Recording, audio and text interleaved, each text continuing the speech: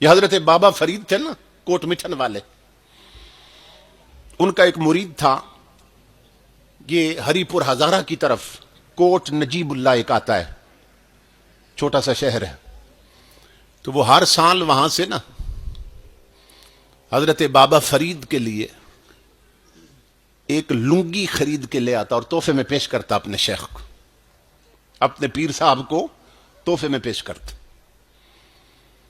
غریب آدمی تھا، اپنی لنگی پھٹی ہوتی، اپنے شیخ اور اپنے پیر کے لیے نئی خرید کر تحفے میں پیش کرتا۔ یہ سلسلہ یوں ہی چلتا رہا۔ ایک سال اس کے گھر میں غربت نے ایسا ڈیرا لگایا، غریبی نے یوں پنجے گاڑے کہ سال کے بعد نہ وہ ایک لنگی بھی نہ خرید سکا۔ اب گھر میں بیٹھا پریشان ہے کہ اب کون سا منہ لے کر اپنے شیخ کے سامنے جاؤں۔ جو بندہ کہیں جائے اور ہر بار کچھ نہ کچھ لے جائے نا، پھر خالی ہاتھ جاتے ہوئے شرم آتی، تو وہ سوچنے لگا کہ ہر سال لنگی پیش کرتا تھا، تو اس سال غریبی بہت ہے، تنگ دستی ہے، تو لنگی بھی نہیں خرید سکا، تو کیسے جاؤں گا حضرت کے سامنے۔ اس نے پھر سوچا کہ چلو اس سال نہیں جاتا ہوں، اس سال نہیں جاتا ہوں، اگلے سال جاؤں گا۔ سال بھر اس نے محنت کی۔ اب محبت اور عشق کیا چیز ہوتی ہے، عقیدت کیا رنگ لاتی۔ اس نے کیا کیا کہ تھوڑے تھوڑے پیسے جوڑ کے نا اگلے سال کا انتظار ہونے لگا، اور اس نے جب وہ وقت آیا تو 2 لنگیاں خرید لی۔ کہنے لگا اب تو شرمندگی نہیں ہوگی، پچھلے سال کی قضا بھی ہو گئی، وہ بھی ادا کر کے جا رہا ہوں۔ تو 2 لنگیاں خرید لی اس نے۔ لنگی سمجھتے ہیں نا، امام الانبیاء کے غلاموں، اس نے جا کر لنگیاں اپنے پیر کو پیش کی۔ 1 سال تک یہ تڑپتا رہا پیر کو ملنے کے لیے، اور صرف مرید نہیں تڑپا، پیر بھی تڑپا ہے۔ سمجھ رہے ہیں؟ پیر بھی تڑپا ہے ایسے مریدوں کے لیے۔ یہ پیری مریدی کوئی کھیل نہیں ہے۔ حضرت نظام الدین اولیاء خطاب کر رہے تھے، مجمع لگا تھا مریدوں کا، اچانک بادل ہٹا نا تو مریدوں پر دھوپ آ گئی، گرمی تھی، تو تڑپ کر خطاب کے دوران فرمانے لگے میرے بیٹوں سائے میں آ جاؤ، اللہ کی عزت کی قسم، اللہ کی عزت کی قسم، دھوپ میں تم کھڑے ہو اور جل نظام الدین رہا ہے۔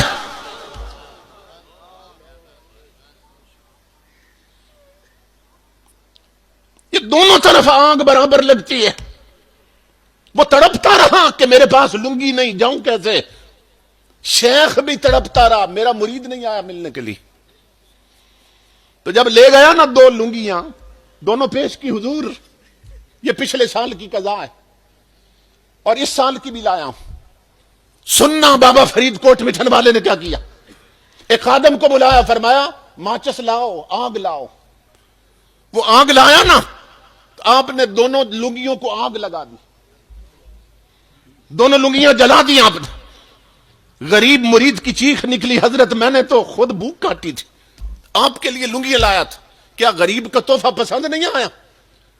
سنو، جو بابا فرید نے بات کی، میں وہ بات آپ کو کہنا چاہتا ہوں۔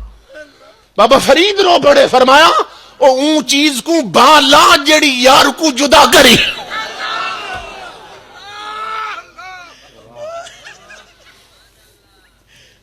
انڈیا کے فلمیں اور ڈرامے دیکھنے والوں، تمہیں مدینے سے جدا کیا گیا ہے۔ ننگے سر بازاروں میں میک اپ کر کے پھرنے والی بہو بیٹیوں، تمہیں مدینے سے جدا کیا جا رہا ہے۔ ٹچ موبائلوں میں آنکھوں کی بدکاری میں مبتلا رہنے والے جوانوں، تمہیں مصطفیٰ سے جدا کیا جا رہا ہے۔ ایسا کرو، آج میں بابا فرید کا قول پھر دوہرا رہا ہوں، اور اون چیز کو بالا جڑی یار کو جدا کری۔ آگ لگاؤ ان رومانٹک ناولوں کو، ہر نقش ڈیلیٹ کر دو جو آنکھوں کی بدکاری میں مبتلا کرتا ہے، جس نے مدینے کے نقشے دھندلا دیے۔ اپنے آپ کو حضور کے ساتھ ایسا جوڑو کہ دنیا کی کوئی طاقت تمہیں دار کائنات سے جدا نہ کر سکے۔ آنکھ بند ہونے والی ہے، موت سر پہ کھڑی ہے، خدا کے لیے امام الانبیاء کے غلاموں حضور کا دین لٹ رہا ہے، شریعت خطرے میں ہے۔ وہ جو رہ رہے ہیں مدینے میں، کوئی ان کو جا کے یہ دے خبر، وہ چلی ہے زور کی آندیاں کہ چمن حضور کا اڑ چلا۔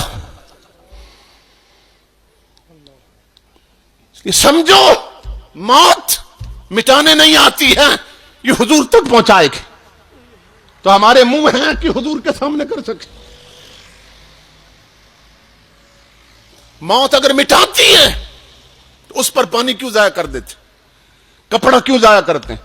اور شریعت کا حکم ہے میت کو خوشبو بھی لگاؤ، اور شریعت کا حکم ہے جب اس کو کاندھوں پہ اٹھا کے چلو نا جنازے کو تو جھٹکے نہ لگنے دو۔ اگر موت مٹا گئی تو جھٹکوں سے کیوں بچا رہے ہو؟ پھر شریعت کا حکم ہے جب قبر میں میت کو رکھو اس کا رخ کر دو قبلے کی طرف، منہ قبلے کی طرف کر دو۔ اگر موت مٹا گئی تو چہرہ قبلے کی طرف کرنے کی ضرورت کیا ہے؟ مگر آواز آ رہی ہے اللہ رب العزت کی، اسے غسل بھی دو، اسے کفن بھی پہناؤ، نیا لباس پہناؤ، اسے خوشبو بھی لگاؤ، اسے ادب سے کاندھوں پہ لے کے چلو، قبر میں رکھو تو اس کا رخ کر دو قبلے کی طرف۔ کیوں؟ کہ تم نے تو مٹی ڈال کے پلٹانا ہے، اسے تھوڑی دیر بعد قبر میں زیارت مصطفیٰ ہونے والی ہے۔